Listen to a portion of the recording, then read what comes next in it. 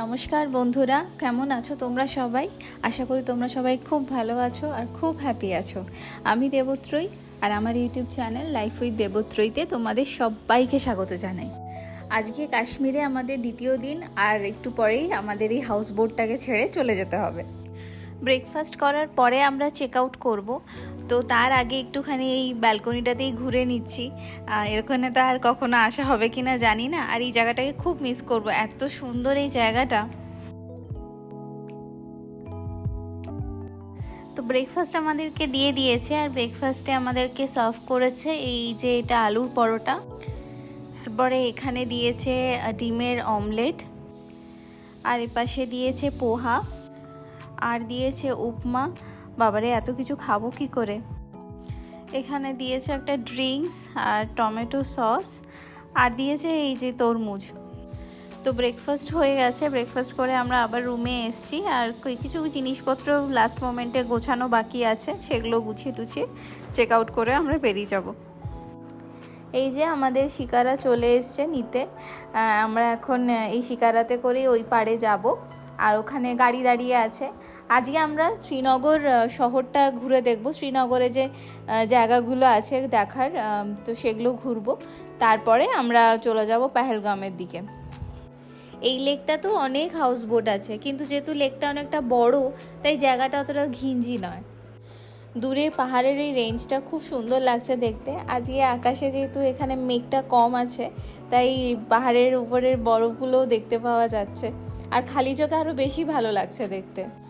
তো আমরা আবার রওনা দিয়ে দিয়েছি আমাদের নেক্সট ডেস্টিনেশনের দিকে। তো আমরা এখন এসেছি নিশাদ বাগে।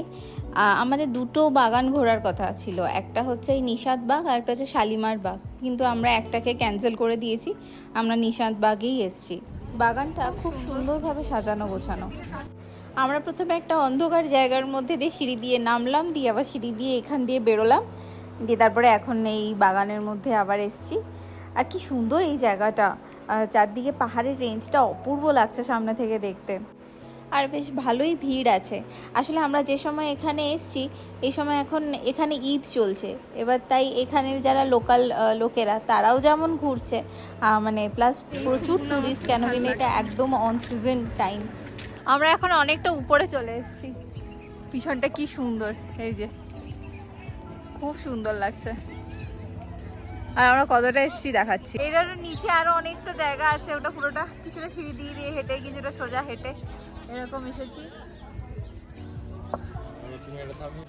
এই সুন্দর প্রকৃতি আর এই দিনগুলোই তো স্মৃতি হয়ে থেকে যাবে, তাই এগুলোকেই ক্যাপচার করে রাখা। আর বারবার তো আর এখানে আসা হবে না।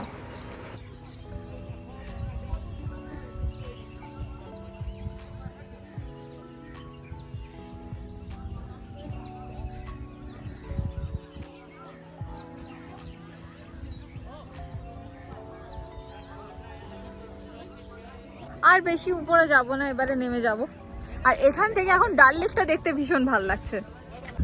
এই যে এখান থেকে এখন ডাল লেকটা দেখতে অপূর্ব লাগছে। শ্রীনগরে মেন রোড দিয়ে যখনই যাচ্ছি, কোনো না কোনো দিকে আমাদের ডাল লেক পড়ছে। লেকটা ভীষণই বড়, পুরোটা হয়তো ওই শিকারাতে করে ঘুরতে দেয় না, একটা পার্টিকুলার জায়গা আছে ততটুকুনি মনে হয় ঘুরতে দেয়, কেন এই দিকগুলো তো দেখছি ফাঁকা।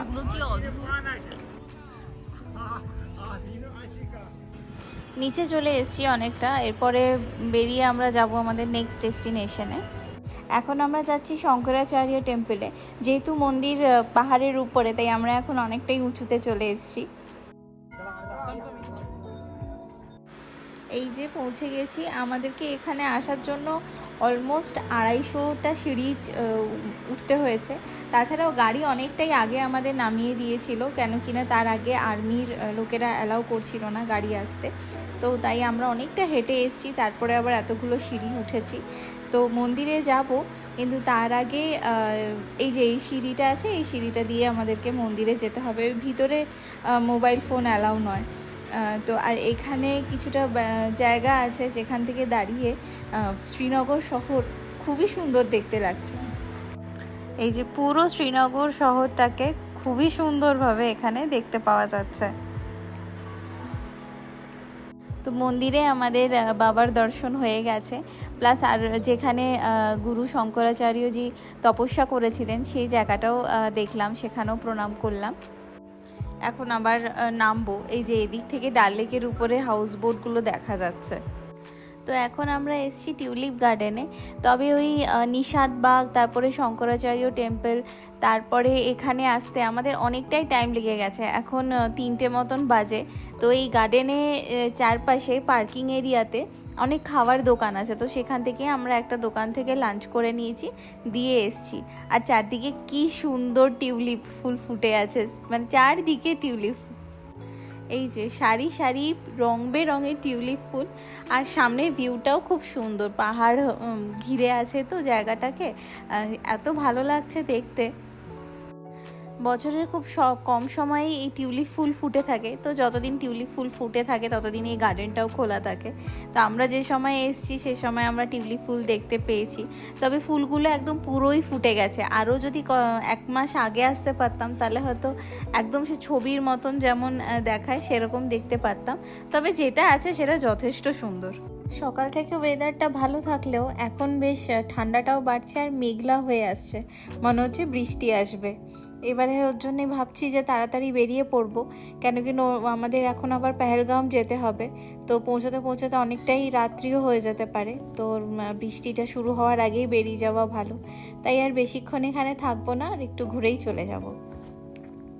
পুরো টিউলিপ গার্ডেনই টিউলিপ ফুলেই ভর্তি, চারপাশে টিউলিপ ফুলই লাগানো আছে, শুধু একমাত্র এখানটাতেই দেখলাম অন্য ফুলের গাছ টাছ লাগানো আছে।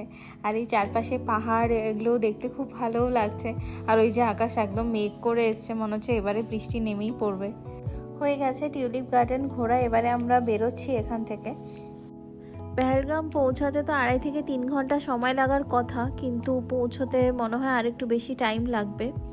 রওনা দিয়েছি আমরা পেহেলগামের দিকে, কিন্তু যে জিনিসটা ভয় পাচ্ছিলাম সেটাই হচ্ছে যে আস্তে আস্তে এখন বৃষ্টিটা পড়া শুরু করেছে, কিন্তু এর পরেই শুরু হলো আসল ঝামেলা। এই যে এখন ট্রাফিক জ্যামে দাঁড়িয়ে আছি, অলরেডি 1 ঘন্টার উপরে হয়ে গেছে আমরা ট্রাফিক জ্যামে দাঁড়িয়ে আছি। ঈদের কারণে এখানে এতটাই জ্যাম হয়েছে, আর এখানে বলছে যে এখানে তো ম্যাক্সিমাম সময়ই হচ্ছে আর্মি লোকেরাই সমস্ত কিছু হ্যান্ডেল করে, তো তারা হচ্ছে সমস্ত রাস্তা 1 ওয়ে করে দিয়েছে। টিউলিপ গার্ডেন থেকে 4টের আগে বেরিয়েছিলাম, আর এখন বেজে গেছে রাত্রি 10টা, আর আমরা এখনও শ্রীনগরেই আছি। হ্যাঁ, আমরা শ্রীনগর থেকে বেরোতেই পারিনি, এতটাই ট্রাফিক জ্যাম ছিল। মানে অতক্ষণ পুরো 6 ঘন্টা আমরা ট্রাফিকেই ছিলাম, ট্রাফিক জ্যামেই আটকে ছিলাম। এই এখন গিয়ে রাস্তা একটু খালি হয়েছে, তো আমরা আর কোথাও পেহেলগাম যাওয়ার আর রিস্ক নিইনি এতটা রাতে। তাই আমরা একটা রেস্টুরেন্টে কোনো মতে ডিনার করে আমরা এখানে একটা হোটেলেই এসেছি। এই হোটেলটাতেই আমরা শ্রীনগরে পরে পেহেলগাম থেকে ফিরে এসে থাকবো, তাই আমরা আবার সেই হোটেলটাতেই এলাম। কোনো মতে আমরা একটা রুম পেয়েছি। এখন যেহেতু অন সিজন চলছে, তো রুম যে ভাগ্যবশত পেয়েছি একদম এসেই জাস্ট একটা ফোন কলে, এটাই আমাদের ভাগ্য ভালো আর কি। অনেকগুলো টাকা আমাদের লস হলো, বিকজ আমাদের রুম বুক করা আছে অলরেডি পেহেলগামে, কিন্তু সেখানে আমরা পৌঁছতে পারলাম না। আমরা এখানে শ্রীনগরেই এই হোটেলে তো পার নাইট চার্জ তো আমাদেরকে দিতেই হবে, তো উল্টে অনেকগুলো টাকা আমাদের খরচা হয়ে গেল। সকালটা খুব সুন্দর গেল, দিনটা শেষ হলো খুবই খারাপভাবে। সে যাই হোক, এখন রেস্ট নেব। কালকে সকালই আমরা পেহেলগামের জন্য রওনা দিয়ে দেব। তো এই ভিডিওটা এখানেই শেষ করছি, দেখা হচ্ছে পরের ভিডিওতে। আর ভিডিওটা ভালো লাগলে প্লিজ লাইক, শেয়ার আর সাবস্ক্রাইব করে দেবেন। থ্যাংক ইউ সো মাচ শেষ অবধি ভিডিওটা দেখার জন্য।